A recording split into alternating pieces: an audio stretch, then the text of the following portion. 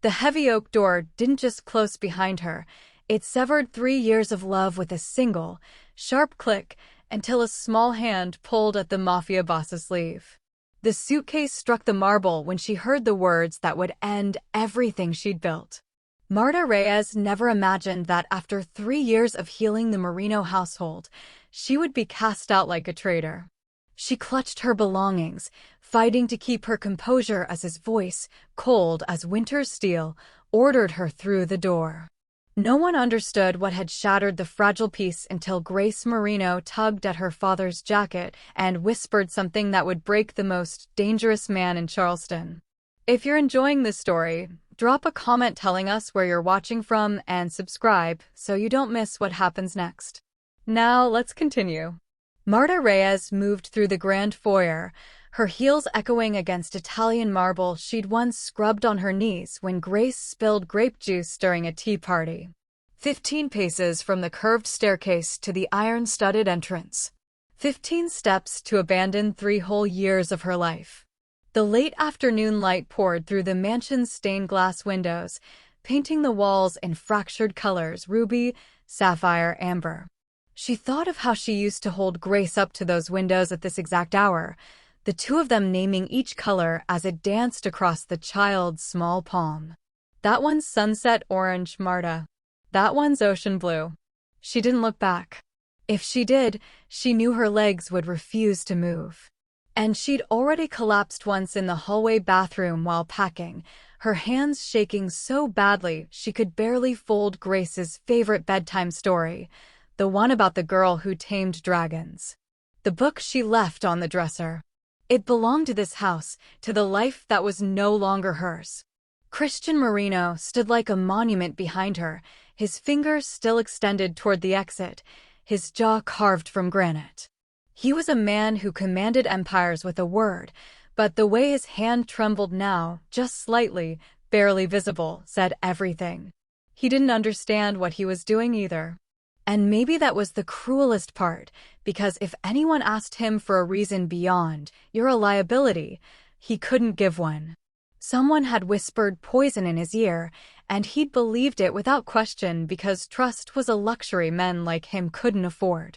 Marta gripped the handle of her weathered suitcase and stepped toward the threshold. The mansion's warmth gave way to the February chill creeping through the open door. She'd arrived here at 26, fresh from a string of failed foster placements and a teaching certificate she'd earned while working 3 jobs.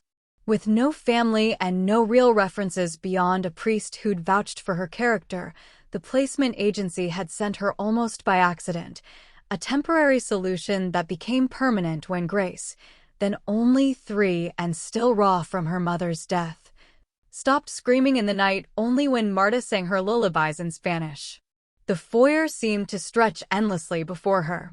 Behind her, she heard Grace's small gasp, the sound of a child watching her world shatter. Marta's chest constricted. She thought of the mornings they'd spent in the garden, Grace's tiny hands planting lavender seeds while Marta taught her about patience and growth. Of the afternoons Christian would return early from his business, his expression softening just slightly as he found them reading on the library floor, Grace's head in Marta's lap. Of the evenings when the 3 of them felt almost like a family, a dangerous, broken, impossible family, but a family nonetheless. Rare moments, but precious ones, when that ruthless man seemed to forget the blood on his ledgers and the enemies at his gates, and simply be there, present with his daughter and the woman who'd stitched their fractured household back together with nothing but love and stubbornness. Marta reached the threshold and paused, her silhouette framed by the dying light. Behind her, the Marino mansion rose like a fortress, all its warmth and memory locked inside. Ahead, the iron gates stood open, leading to a city that had never truly been hers. She closed her eyes and let a single tear fall in silence. This wasn't anger, though she had every right to rage. This was grief that started before the loss even truly began. Christian Marino's voice cut through the morning silence like a blade through silk. "Pack your things. You have 1 hour. Marta stood frozen in the foyer, still holding the breakfast tray she'd prepared for Grace. The china rattled in her trembling hands. I don't understand. What did I? You don't need to understand. His back was to her, shoulders rigid beneath his tailored suit. He stared out the window overlooking the garden where just yesterday he'd watched her teach Grace to braid flower crowns. You need to leave. The tray slipped from her grip. Porcelain shattered across marble, orange juice spreading like blood between them. Christian, please. She took a step forward. If I've done something wrong, just tell me. I can fix it. I can. There's nothing to fix. His jaw clenched, a muscle twitching beneath his beard. Still, he wouldn't look at her. Couldn't. You're a security risk. That's all you need to know. A security risk? Her voice cracked. I've been with Grace for 3 years. I love her like. Don't. The word came out savage. His fist slammed against the windowsill, making the frame shudder. Don't say her name. Don't pretend this is about love when you've been feeding information to my enemies. The accusation hit her like a physical blow. That's insane. I would never. The evidence says otherwise. He finally turned, and his eyes were arctic. Empty. The Christian who'd smiled at her across the dinner table last week was gone, replaced by the Mafia boss who'd built an empire on ruthlessness. Roberto will escort you out. If you contact anyone in this household again, there will be consequences. Upstairs, a door creaked open. Grace's small voice drifted down. Marta? Daddy? Why is everyone yelling? Christian's mask slipped for just a heartbeat, raw pain flashing across his features before the ice reformed. And in that moment, Marta saw something that terrified her more than his anger. He actually believed she'd betrayed them.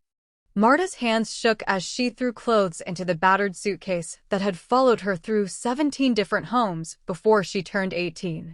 The same suitcase that had held everything she owned when social workers moved her from the Hendersons to the Clarks after she was accused of stealing a necklace she never touched.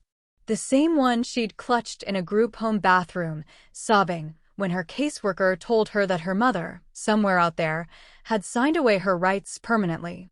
She'd sworn she'd never feel this worthless again. She'd lied to herself. Her reflection caught in Grace's dresser mirror, the mirror where she'd taught the little girl to brush her hair, to see herself as beautiful even on days when the world felt cruel. Marta looked away. She couldn't bear to see the ghost of herself, the woman who'd actually believed she could have a family. The Marinos weren't supposed to be different. This was just another job, another temporary placement in a life built on temporary everything. But then Grace had wrapped her small arms around Marta's neck that first terrible night, whispering, "Don't leave me alone in the dark," and something inside Marta had shattered and rebuilt itself all at once. She'd stayed through the nightmares. Through Grace's screaming fits when she remembered her mother's funeral. Through Christian's cold distance that slowly, impossibly, had started to thaw. She'd actually let herself believe she belonged here. Footsteps echoed in the hallway. Heavy. Purposeful. Roberto appeared in the doorway, his face carefully neutral. Ms. Reyes. Mr. Marino says if you're not downstairs in 5 minutes, I'm to remove you by force. Marta's breath caught. She zipped the suitcase, her vision blurring. Then she saw it tucked beneath Grace's pillow. The small leather journal she'd been keeping. The one where she'd documented every strange conversation she'd overheard, every suspicious visitor, every instinct that told her something dangerous was happening in this house. The journal that would prove her innocence. Or get her killed. Grace Marino stood at the top of the grand staircase, her small fingers gripping the mahogany banister so tightly her knuckles turned white. She watched Marta disappear through the foyer, suitcase in hand, escorted by Roberto like a criminal. Like someone who'd done something terrible. But Marta hadn't done anything terrible. Grace knew this the way she knew the sun would rise, the way she knew her mother was never coming back. The heavy door closed with a finality that echoed through the entire mansion. Grace waited for her father to call Marta back. to realize he'd made a mistake. He didn't move. He just stood there, staring at the door, his hands clenched into fists. Then he turned and walked toward his study without looking up. Without seeing his daughter watching from the shadows, Grace wandered down the hallway, her bare feet silent on the Persian runner.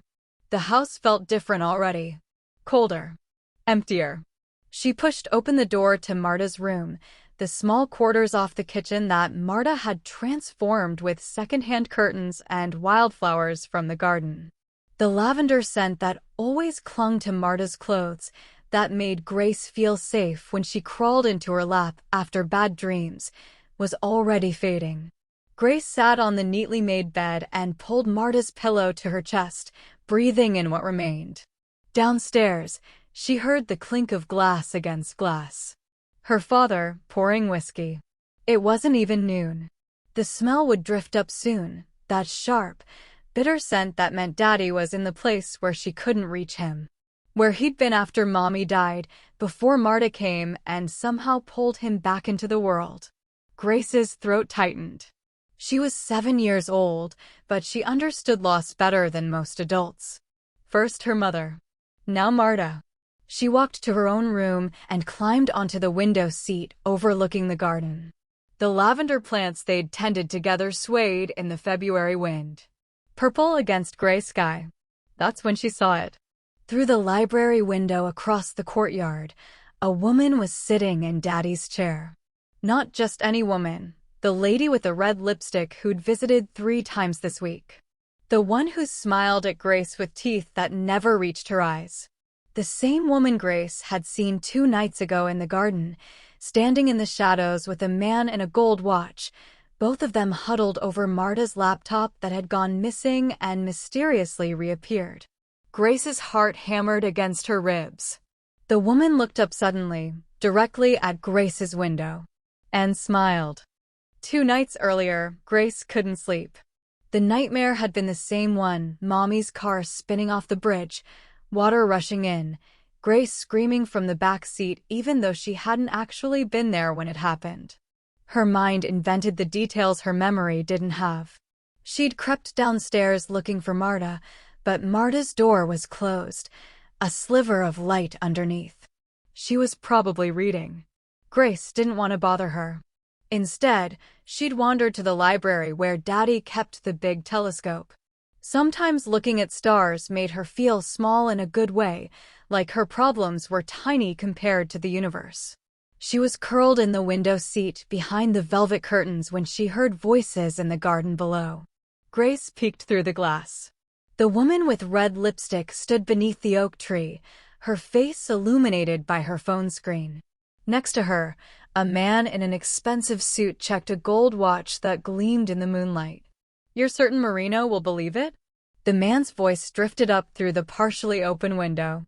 "Christian sees betrayal everywhere. It's his greatest strength and his fatal flaw." The woman's laugh was cold. "Once he sees the offshore account transfers and the encrypted messages, he won't ask questions. He'll just act." Grace's stomach twisted. They were talking about her father. The man pulled something from his jacket, Marta's laptop. Grace recognized the flower stickers she'd helped Marta place on the cover. "How did you get this?" he asked. "The nanny leaves it in the kitchen while she puts Grace to bed." Predictable. Trusting. The woman's fingers flew over the keyboard. "I'm routing the communications through her IP address now. By morning, it'll look like she's been feeding information to the Calabrese family for months."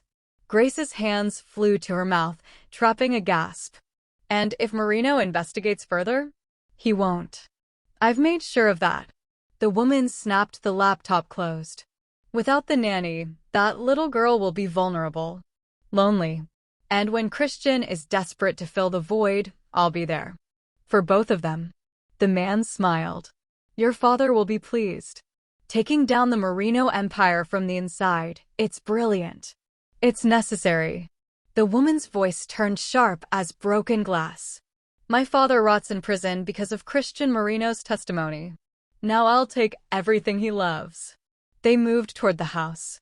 Grace scrambled off the window seat and ran, but her foot caught on the curtain. She fell hard, her elbow slamming against the telescope. The brass instrument crashed to the floor with a sound like thunder. Downstairs, footsteps stopped, then rushed toward the library door. Christian stood in his study, whiskey burning his throat, and tried to convince himself he'd done the right thing. The evidence was irrefutable. Bank transfers, encrypted messages, communications with the Calabrese family that could destroy everything he'd built. His security team had laid it all out that morning, a betrayal so complete it made his chest ache. But his hands wouldn't stop shaking. He closed his eyes and saw Grace's face 3 years ago, 2 weeks after the funeral. His daughter had stopped speaking, stopped eating, stopped being alive in any way that mattered. 5 nannies had quit. The 6th lasted 3 days before Grace's screaming sent her running. Then Marta arrived. She was younger than the others, uncertain, clutching a worn bag and a teaching certificate that barely qualified her. Christian almost sent her away on sight. But she knelt in front of Grace, who sat like a statue on the stairs, and pulled out a battered children's book. "My foster mother read this to me when I was sad," Marta had said softly.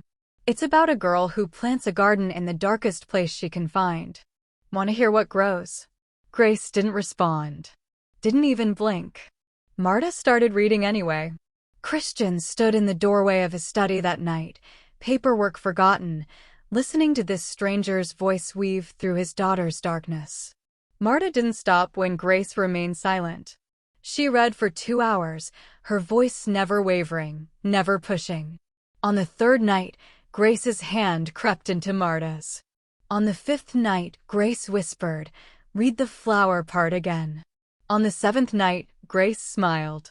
Christian had walked into the library and seen his daughter laughing for the first time since the accident. Marta had her upside down, tickling her stomach, both of them covered in paint from an art project gone wonderfully wrong. Something in his chest that had been frozen solid began to crack. He'd stood there watching them, and for just a moment, the empire, the violence, the constant weight of his name, all of it disappeared. There was only his daughter's laughter and the woman who'd brought her back from the dead. The study door opened. Vivian Laurent stepped inside, her red lips curved in sympathy. "Christian, I know this must be devastating. Discovering someone you trusted. How did you find the evidence?" His voice came out rougher than intended. Her eyes flickered. "Just for a second. Your security team. I'm asking you." He set down his glass with deliberate control. "You were the one who brought this to my attention yesterday, before my team even knew to look." Vivian's smile never faltered. "I've been worried about Grace. About certain inconsistencies I noticed." "What inconsistencies?" Upstairs, Grace's scream shattered the air. Christian took the stairs 3 at a time, Vivian close behind him. Grace's door was locked from the inside. "Grace, open the door." He pounded against the wood, his heart racing with a fear he hadn't felt since the night of the accident. "Baby, what's wrong?" Silence. Then sobbing, deep, wrenching sobs that tore through him. "Grace, please. Go away." Her voice cracked. "You sent her away. You sent Marta away, and now the bad people are going to win." Christian's blood ran cold. "What bad people?" "Grace, open this door right now." "She's hysterical," Vivian said softly behind him, her hand touching his shoulder. "Children often create fantasies when they're upset. Bad people, monsters under the bed. It's how they process abandonment." He wanted to believe that. God, he wanted to believe his daughter was just scared and confused. But Grace didn't do fantasies. Not anymore. The accident had stolen that innocence. "Step back." Christian's voice dropped to the tone his men knew meant violence was coming. He threw his shoulder against the door. Once. Twice. The lock splintered. Grace stood in the center of her room, tears streaming down her face, clutching Marta's scarf like a lifeline. "She didn't do it, Daddy." "I know she didn't." Christian knelt, reaching for her. "Baby, I know this is hard to understand, but Marta was stealing from you," Vivian interrupted smoothly, stepping into the room. From this family. Your father has proof, sweetheart. Sometimes people we love hurt us. No. Grace backed away from both of them. You're lying. I saw. Grace. Christian's tone sharpened despite himself. That's enough. Vivian is trying to help. Like she helped by telling you Marta was bad? Grace's eyes blazed with a fury he'd never seen in her. Like she helped by being here every day this week when she never visited before? Vivian's smile tightened almost imperceptibly. Darling, I've been a friend of your father's for years. I'm only trying to protect this family from those who would harm it. Marta would never harm us. Grace's voice rose to a scream. But you would. I saw you in the garden. I saw what you did. Christian's world tilted. What are you talking about? She's clearly upset, Vivian said quickly, her hand sliding to Christian's arm. Perhaps we should let her calm down. I can make tea, and we can discuss this rationally. I saw you with the man with the gold watch. Grace shouted. You put things on Marta's computer. You said you were going to take everything Daddy loves. The room went deathly silent. Vivian's fingers tightened on Christian's arm, her nails digging in. And Christian realized with horror that his daughter wasn't hysterical. She was telling the truth. The iron gates loomed ahead, and Marta's feet refused to move any further. Roberto stood beside the town car, holding the door open, his expression unreadable. Ms. Reyes. Please. She couldn't do it. Couldn't take that final step that would sever her from the only real home she'd ever known. Behind her, the Marino mansion rose against the gray February sky, every window a memory, every shadow a ghost of the life she'd built inside those walls. Grace's bedroom on the second floor, the curtains still drawn from this morning when Marta had opened them singing their way up song. The kitchen where she'd burned her first attempt at Christian's mother's recipe, and he'd laughed, actually laughed, for the first time in months. The garden where everything had begun and, apparently, ended. I can't. The words escaped as a whisper. Roberto, please. Let me talk to him one more time. Let me explain. Mr. Marino was very clear. Roberto's voice softened with something that might have been regret. If you don't leave willingly, I have orders to ensure you never come back. You know what that means in his world. A threat. Wrapped in civility, but a threat nonetheless. Marta's hand moved to her jacket pocket, fingers brushing the small leather journal she'd managed to slip in at the last moment. The evidence that could prove her innocence, or prove nothing at all if Christian had already decided she was guilty. Men like him didn't change their minds. They crushed anything that threatened their control. She'd been a fool to think she was different. That she mattered. One more minute, she said. Please. Just one more minute, too. The mansion's front door burst open with a violence that echoed across the courtyard. Christian appeared, his jacket gone, his shirt sleeves rolled up, his expression wild in a way she'd never seen. Behind him, a woman with red lipstick stumbled out, and then Grace. Grace broke free from someone's grip and ran. Her small legs pumping, her voice carrying across the distance. Marta, don't go. Daddy knows. He knows the truth. But before the relief could even register, Marta saw the black SUV screaming up the driveway. Saw the window rolling down. Saw the gun. Roberto shoved Marta behind the town car as the first shot shattered the morning silence. Grace was still running, exposed in the middle of the courtyard, directly in the line of fire. And Christian was too far away to reach her. Christian moved on pure instinct. He launched himself across the courtyard, his body a shield as he scooped Grace into his arms and dove behind the stone fountain. Marble exploded above their heads, shards raining down like deadly confetti. More shots. The SUV's tires squealed as it repositioned for a better angle. Stay down. Christian covered Grace completely, his heart hammering against her small body. This was his nightmare, the same way he'd lost Catherine, the same chaos, the same helplessness. Except this time, he could save her. Return fire erupted from the mansion. His security team, finally mobilized. The SUV's windshield spiderwebbed, and the vehicle swerved, crashing through the iron gates and disappearing down the street. Silence fell like a guillotine blade. Christian pulled back, his hands frantically checking Grace for injuries. "Are you hurt? Baby, look at me. Are you?" "I'm okay." Grace's voice was surprisingly steady. Her small hands gripped his shirt. "Daddy, I need to tell you something. Before they come back. Grace, we need to get you inside." She didn't do it. Grace's eyes, so much like her mother's, locked onto his with an intensity that stopped him cold. "Marta didn't do any of those things you think she did." Christian's chest constricted. "Sweetheart, I know you love her, but the evidence was fake." Grace pulled him down until their faces were level, until he couldn't look away. "2 nights ago, I couldn't sleep. I went to the library, and I saw them in the garden. The lady with the red lipstick and a man with a gold watch." Christian's blood turned to ice. "What did you see?" "They had Marta's laptop. The one with my flower stickers." Grace's voice trembled, but didn't break. "The lady said she was putting bad things on it to make you think Marta was stealing." She said. Grace's breath hitched.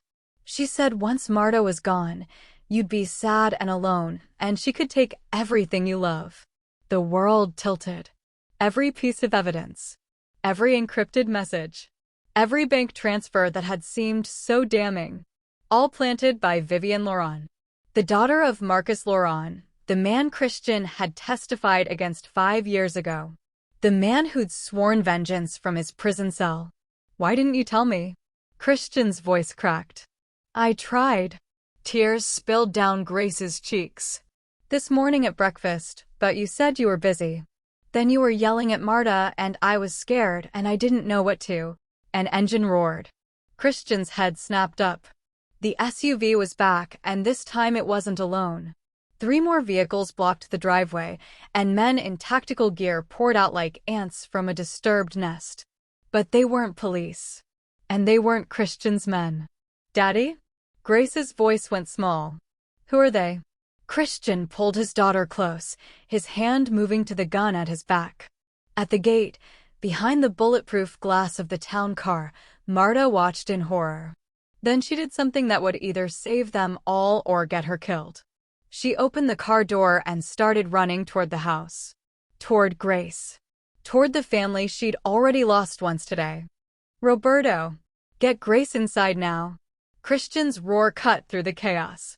His head of security materialized, scooping Grace up despite her protests. "Daddy, no." "Marta, I'll get her. I promise." Christian's eyes met his daughter's, and in that moment, he made a vow he'd die to keep. "I'll bring her home." Then he was moving. His security team engaged the tactical unit, gunfire erupting across the courtyard like deadly fireworks. Christian ran through it all, his focus laser-sharp on the figure in the worn jacket sprinting toward the mansion.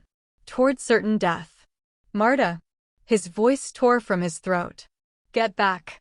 She didn't stop. Didn't even slow down. A tactical operative pivoted toward her, weapon raised. Christian's gun was out before conscious thought. 1 shot. The man dropped. But there were too many. They were everywhere, a coordinated assault meant to overwhelm his defenses, to take everything while he was distracted by false betrayal. Vivienne's plan had been brilliant. Destroy him from the inside while her father's allies destroyed him from the outside. And he'd played right into it. Christian reached Marta as bullets chewed up the ground around them. He grabbed her arm, hauling her behind the gardener's shed. "Are you insane?" He pressed her against the wall, his body shielding hers. "You should be gone. You should be." "I couldn't leave her." Marta's eyes blazed. "Grace is in there, and these people, whoever they are, they're here because of me, aren't they? Because someone wanted me gone." Vivienne Laurent. Christian's voice was gravel and broken glass. "I'm sorry. God, Marta, I'm so. Save it." She pushed against his chest. "Grace told you the truth?" She saw everything. Shame crashed over him in waves. "I should have listened. I should have trusted." An explosion rocked the mansion's east wing. They were breaching. Christian's radio crackled. Boss, we can't hold them. There's too many. We need to evacuate. No. Christian's jaw set. We end this. Now. He turned to Marta, gripping her shoulders. There's a safe room behind the library. Grace knows where. I need you to get to her, get her inside, and don't open it for anyone but me. What are you going to do? What I should have done the moment Vivian walked into my house. His eyes went cold, the Mafia boss rising to the surface. I'm going to finish this. Marta's hand caught his. Christian. If I don't come back, his voice fractured. Tell Grace I love her. Tell her I'm sorry I didn't believe. You'll tell her yourself. Marta's fingers tightened. Because we're all getting out of this alive. A scream cut through the air. Not Grace. Vivian. She stood in the mansion's doorway, a gun pressed to Roberto's temple, her red lipstick smeared. Her mask finally slipped. Christian Marino. Her voice rang out. My father sends his regards. She pulled the trigger.